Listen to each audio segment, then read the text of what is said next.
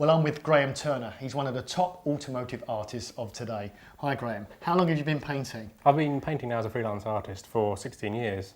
And how did you get started? I was brought up surrounded by motorsport. My father is also an artist, which helps.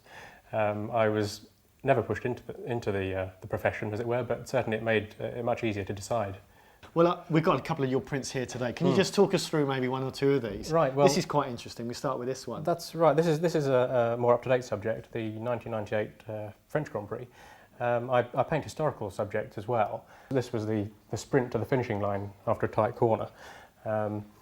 It's something that attracts me to the historical subject is that cars did used to move about more. The drivers, you could see the drivers working away at them. Yeah. It's something that helps when conveying speed and excitement in racing. Well, fighting the will. That's right. Yeah. Yes, and you can see them with their arms out and things. Something you don't get now. It's just a little helmet. Yeah. Well, this one at the top I recognise as being a Le Mans scene. Yeah. Yes, Le Mans is a favourite of mine. It's I've been there many times, and it's the sort of circuit that's long enough to provide lots of different backgrounds and possibilities for compositions, and also being a 24-hour race.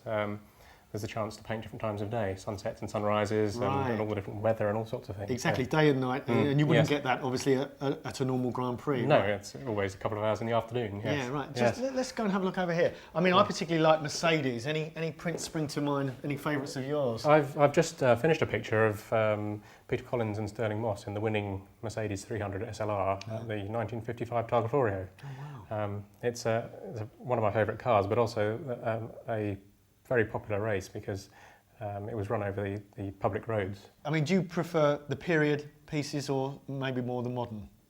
I think if I'm being honest, I would have to say that the period subjects. Yeah. Simply because the opportunities for an attractive painting are far greater with a historical car. Right. Well, which brings us on to this one, yes. because I particularly like this one. Big fan of Ferrari and the 50s, of course. Yes. And this is Peter Collins, correct? It is Peter Collins again, that's right, in 1958 at the British Grand Prix.